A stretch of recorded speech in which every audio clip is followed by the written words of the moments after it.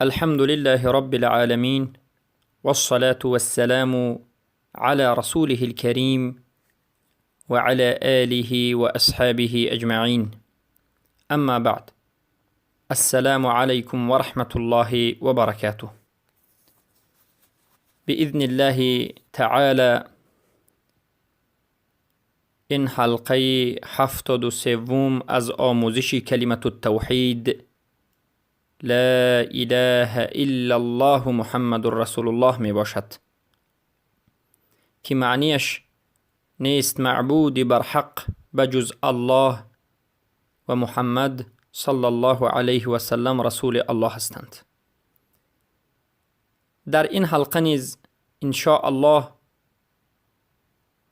موضوع ما باقی مانده از مسائلی که تعلق به کفر البغض هست یا کفر الکره و بدبینی.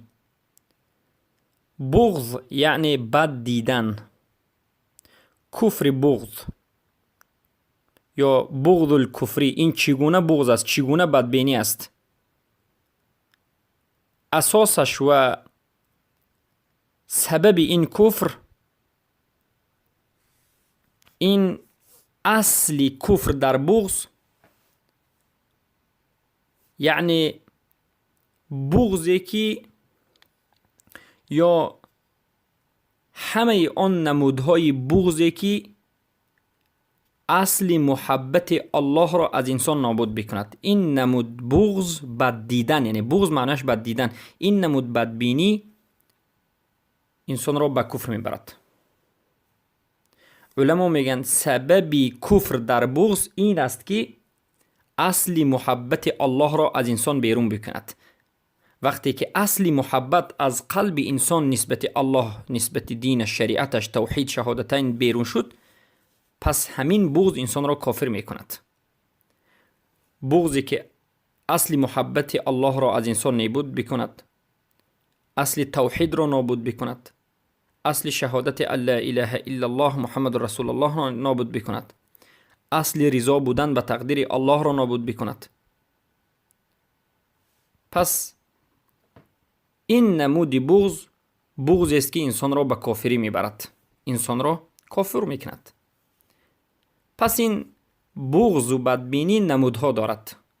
بغض و بدبینی کفری البته، چرا که ما نمودهای بغض را در حلقه گذشته به شما ذکر نمودیم که 6 نمود است. بغضی که واجب است به وجود آمدنش، که دین به این بغض به جا نمیاد، به مانند بغض داشتن نسبت کفار، نسبت شرک، نسبت مشرکین،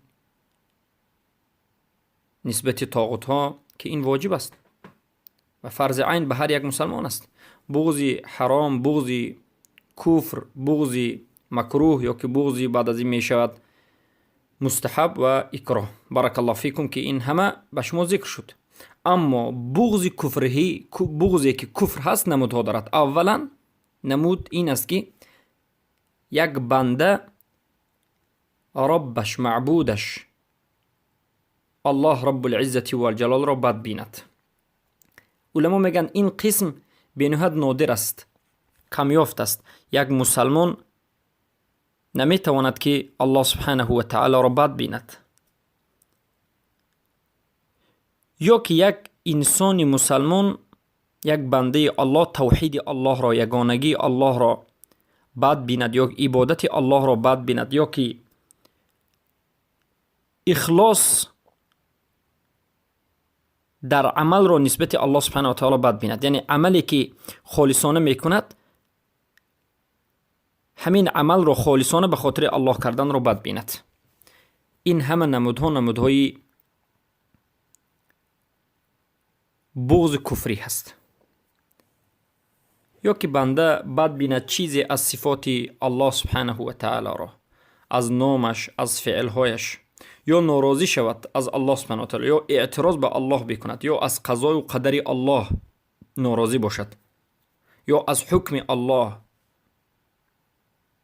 یا که از فعلهای الله اعوذ بالله من ذلك ناراضی باشد، یا بد ببیند، بد ببیند، داشته باشد، این همه کفر است. پس باید دانید که فرق بین این که یک انسان عمل میکند و بین این که الله را دوست می‌دارد و بین این که بد می‌بیند. یعنی ممکن است که یک انسان نماز خواند و با وجود نماز خواندنش اما اعوذ بالله این عمل را بد ببیند. نمود دومی کفری بغض یا که بغض کفری، بغض اسلام، بد دیدن اسلام، بد دیدن حکم الله، شریعت الله، دین الله، امر الله، نهی الله، بد دیدن تحاکم به شریعت الله. تحاکم یعنی طلبی حل مشکلات با قانون الله. به زبان مفهوم تر که میفهمید یعنی سود کردن به سودی شرعی، به سودی الله، به قرآن و سنت مشکلی را حل کردن. یعنی کسی که این را بد ببیند این هم کافر است، زیرا که بغض دارد. این بغض کفری هست. یا چیزی از دین را بد ببیند، یا که دوست بدارد آن چیزی که الله حرام کرده است، یا بد ببیند آن چیزی که الله امر کرده است و فرض کرده است. این همه نمودهای بغض کفری است. سومین نمودش علما میگن بد دیدن یکی از انبیا یا رسول الله یا ملائکه. این هم بغض کفری است. چگونه که رافضه ها جبرائیل علیه السلام را بد میبینند. البته این بد دیدن و این بغض کفری هست. چهارمین نمودش خودی ذات رسول الله صلی الله علیه وسلم را بد دیدن، یا که یگون فعل رسول الله، منهج رسول الله، هدی رسول الله، شریعتی که رسول الله آوردن، دین رسول الله، سنت رسول الله را، یا چیزی که رسول الله آوردن این را بد بینند. این کفر است. یعنی این بغض کفری است. یا پنجمین نمودی بغض کفری بغض قرآن، یا آیت از این قرآن، یا بغض سنت، بد دیدن سنت، یا بد دیدن حدیثی که از رسول الله صحیح وارد شده است، یا بد دیدن علامت از علامت های الله سبحانه و تعالی، یا که بغض و عداوت الولاء و البراء، یا که بغض کافر شدن به طاغوت، کفر به طاغوت را کسی بد ببیند. بغض دیدار الله، بغض جنت، این همه نمودهای پنجمی بغض کفری است. نمود ششمی بغض کفری بغض صحابه، بد دیدن و بغض داشتن نسبت صحابه رضی الله عنهم، یا که بغض اهل ایمان، اهل دین، بغض علما، بغض موحدین، این همه بغض کفری است. پس این امورهایی که ذکر کردیم، شش نمود، والعیاذ بالله، کفر است و ردت است و انسان را از اسلام بیرون میکند وقتی که انسان واقع میشد. بارک الله فیکم. و این بود نمودهای ششگانه بغض کفری که انسان باید بداند و خودش را از این نمود عملها دور بگیرد. بارک الله فیکم. مسئله دیگر این است که علاقه بغض به نفاق و کدام از این دو، بغض و نفاق، سبب پیدا شدن دیگرش هست. بغض به نفاق چه علاقه دارد؟ بغض در بعض حالت سبب پیدا شوی و سبب حاصل شوی نفاق می گردد و اساسی پیدا شدن نفاق می گردد. و این چنین عکس هم صحیح است، یعنی نفاق هم سبب پیدا شوی بغض می شود. چخیلی که رسول اکرم صلی الله علیه و سلم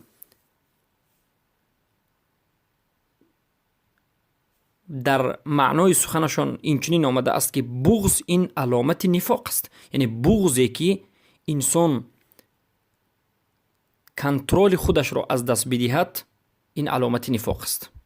بارک الله فیکم. پس بغض چگونه کفر است؟ چگونگی بغض کفر بودنش را علما بیان میکنند. میگند بغض، بدبینی همان وقت کفر است و سبب کفر بودنش این است که محبت را نیست میکند و محبت این رکن عبادت است که عبادت بر بالای محبت قائم میشود. و عبادت همین کمال محبت و تذلل است. اولا. دوما، بغض لا اله الا الله را نابود می کند. از جهت دیگر، چرا که لا اله الا الله قائم بر شروطش است و یکی از شروط های لا اله الا الله که پنجمش این محبت است، وقتی که بغض به وجود آمد نسبت دین یا نسبت این 6 چیزی که ذکر کردیم، محبت نابود می شد. وقتی که محبت نابود شد، لا اله الا الله نابود می گردد. این چنین بغض قبول لا اله الا الله را نابود میکند، رضا شدن بر لا اله الا الله را نابود میکند، تسلیم شدن بر لا اله الا الله را نابود میکند، انقیاد را نابود میکند. این چنین بغض ناقض کننده تعظیم، بزرگ شمردن الله و ذل و الخضوع برای او است. پس انمین بغض کفری هست. وجه کفر بودن بغض در همین جاست. علاقه بغض به هفتمین شرط صحت لا اله الا الله انقیاد و عمل. باید دانید که در بعض حالتها به یکی از چیزهای دین، به یکی از مسئله های دینی، چیزهای یا اعتقادی دینی، عملی دینی، بغض به وجود می آید در حالتی که انسان خودش همین چیز رو عمل میکند، عملی ظاهری میکند. یعنی بعض انسان هست که به دین عمل میکند در بعض مسائل، اما همون مسئله رو با بد میبیند. عمل میکند اما همون عمل کرده چیزش رو بد میبیند. دانید که این عملش به انسان فایده نمیارد. اگر عمل رو بد ببیند، این عملش به انسان فایده نمیبیند و این کفرش کفر اعتقادی است. مثال بیاوریم، کسی که نماز رو بد ببیند اما نماز رو خواند، نماز میخواند، نماز رو ادا میکند، 5 وقت اما نماز رو بد میبیند، ما میگیم که نمازش به این انسان فایده نمیدهد. این بغض، این بدبینی انسان رو کافر میکند و این بغضش بغض اعتقادی است. علاقه کفر بغض به شرط های لا اله الا الله چگونه است؟ باید بدانید که کفر بغض، کفر بدبینی، شرط محبت را نابود میکند و این چنین شرط ششم قبول و شرط هفتم لا اله الا الله انقیاد را در معنایش، یعنی در زیر خودش نابود میکند و این شرط یقین، شرط صدق، شرط اخلاص و شرط این چیز را با تلازم نابود میکند، بالمطابقت و تضمن و بالتلازم، که این حرف رو انشاءالله ما در آینده شرح میدیم. سبب های بغض کفری چیست؟ یعنی کدام چیزها سبب می شود که بغض کفری به وجود آید؟ اولین چیزی که سبب می شود که بغض کفری به وجود آید و انسان به سبب بغض کافر بشود، این جهل است. جاهل ماندن از دین، جاهل ماندن از عقیده، جاهل ماندن از توحید انسان را به همین بغض میبرد که بغض سبب کافر شدنش میشد. آدمی که موحد است، خونده است، تعلیم گرفته است، میداند ان شاء الله بغض و عداوت نسبت دین نمی کند و به سبب بغض کافر نمی شود. یا که کبر، دومین سببی که بغض کفری را به وجود میاد کبر است. متکبری، کبر، سرکشی. یا که احتقار الغیر، سیومش علما میگن، یعنی تحقیر دانستن غیر از خودش، پس دانستن دیگر انسان ها. چهارمین سبب حسد. پنجمینش شهوت و هوا و هوس. این چیزها همه اش سببی به وجود آمدن بغض کفری است. اما یک مسئله دیگر است که اینجا میگیم کره، یعنی یک کراهیت نفسی طبیعیه که به سبب مشقت در انسان به وجود میاد. یک کراهیتی که حاصل می شود برای مسلمان از آن چیزی که بر وی نائل می شود از وزنینی بعضی از تکالیفات شرعی. مثلا انسان در حقیقت وقتی که پایبند به حکم الله و رسولش می شود، به بعضی از انسان ها در همین به وجود آوردن امرهای الله بعضی مشقت ها به وجود می آید. مثلا در حالت حج کردن، در خصوصا این سالها در تابستان در حالت گرمی حج می کند، اما در درون حج یک مشقتی به وی می آید، اذیت می کشد که البته این طبیعی هست. از سبب گرمی، از سبب روحگردی خسته می شد، مشقت می کشد.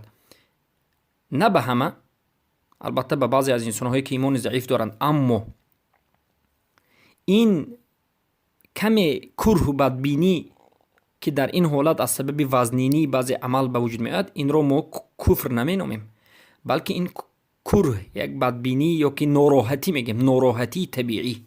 این بدبینی نیست، یک ناراحتی از سبب مشقت. مثلا روزه داشتن برای یک کس در تابستان وزنین است، روزه می‌دارد اما مشقت میکشد، ناراحت میشد، اذیت میکشد. این ناراحتی از مثلا بعضی از تکالیفات شرعی کفر نیست، این بغض کفری نیست.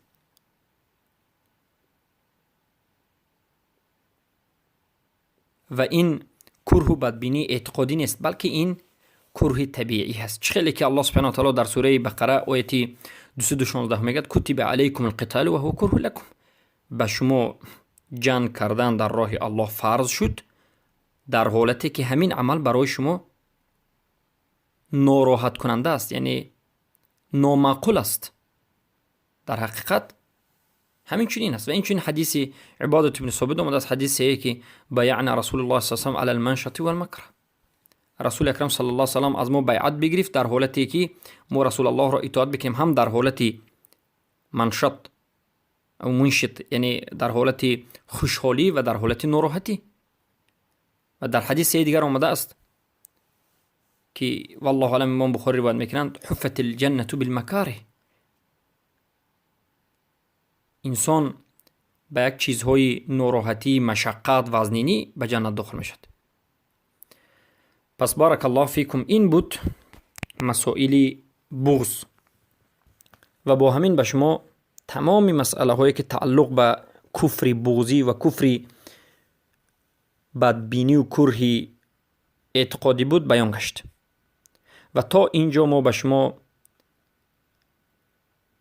5 شرط صحت لا اله الا الله را به ضدش بیان کردیم. علم، اولین شرط لا اله الا الله علم، ضدش جهل. دومین شرط لا اله الا الله الیقین که ضدش شک، شبهه، ریب. سومین شرط صحت لا اله الا الله الصدق که ضدش الكذب. و دومش النفاق، كفر الكذب، كفر النفاق. چهارمین شرط لا اله الا الله بارك الله فيكم الاخلاص که ضدش كفر الشرك یا که الشرك. پنجمین شرط لا اله الا الله این المحبه که به نهایت در این شرط صحت لا اله الا الله پنجمینش که محبت است. صحبت ما و حلقه ما زیاد شد، برای که این مسائل به نهایت ضروری است. و ضدش این کفر البغض والکره. و با همین باذن الله سبحانه و تعالی به موضوع نو داخل میشیم که این شرط ششم لا اله الا الله می باشد که القبول. و باذن الله در حلقه های آینده ما این شرط ششم لا اله الا الله را به شما به شرح و توضیح کردن شروع می نماییم. بارک الله فیکم، حیاکم الله بیاکم. از الله سبحانه و تعالی می طلبیم که به همه این خونده امون، گوش کرده امون عمل کردن را نصیب و روزی بگرداند و از این همه نمودهای کفر شرک ما را نجات بدهد. ما را، فرزندانمان را و برادران و دیگر تمام مسلمین را از جمله موحدین و صادقین بگرداند و همه امان را از ریا و نفاق و از بدبختی و ضلالت نجاتمان بدهد. ربنا لا تجعلنا فتنة للقوم الظالمين